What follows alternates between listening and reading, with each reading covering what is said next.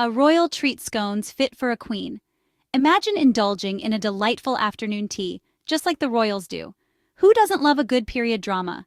These shows transport us to a different era, filled with elegance and charm. The Crown, with its glimpses into royal life, always makes me crave a proper English tea. The elegance, the tradition, the sheer sophistication of it all. And what could be more fitting for such an occasion than warm, freshly baked scones? The aroma that fills the kitchen is simply irresistible. These little morsels with their crumbly texture and golden tops are practically royalty themselves in the pastry world. Each bite is a perfect blend of softness and crunch. Watching the characters on The Crown nibble their scones with such elegance inspired me to dust off my own recipe book. It's a ritual that connects us to the past. It's a recipe passed down through generations, a testament to the enduring appeal of this simple yet delicious treat. Each family member adding their own touch, making it even more special.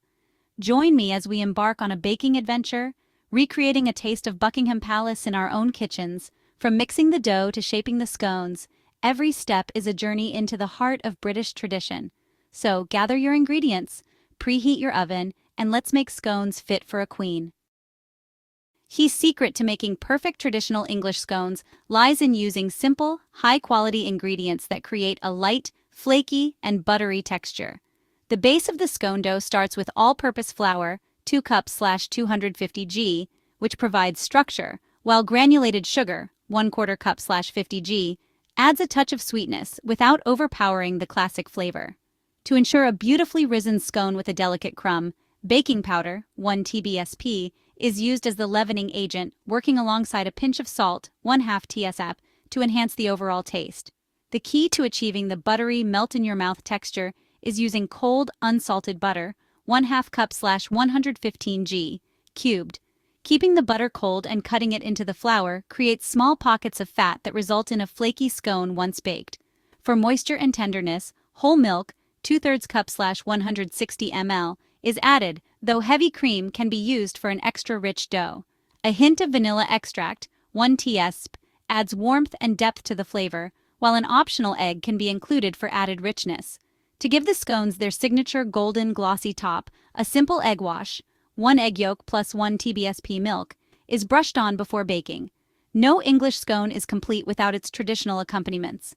Once baked to golden perfection, these scones are best served with clotted cream, a thick, luxurious cream that pairs beautifully with the flaky texture.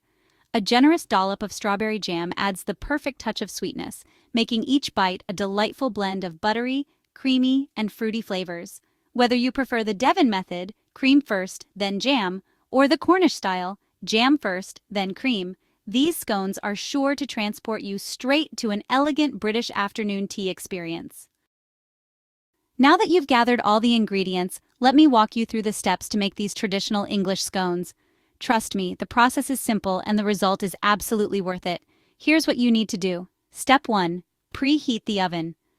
First, go ahead and preheat your oven to 400 degrees Fahrenheit, 200 degrees Celsius.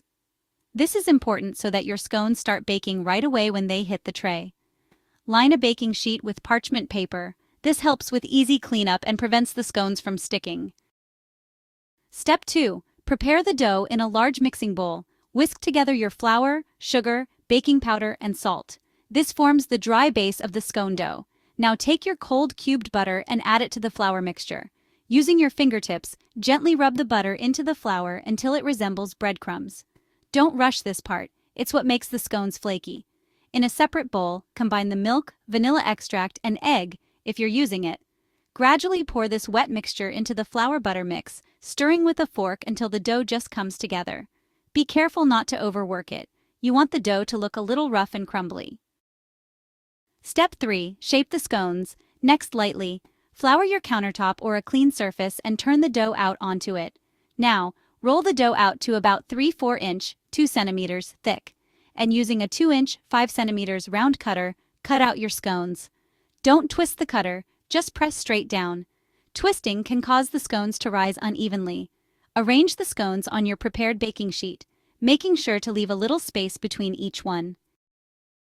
Step 4. Egg wash and bake. To give the scones a beautiful golden finish, brush the tops with an egg yolk mixed with a bit of milk. This will give them that shiny royal touch.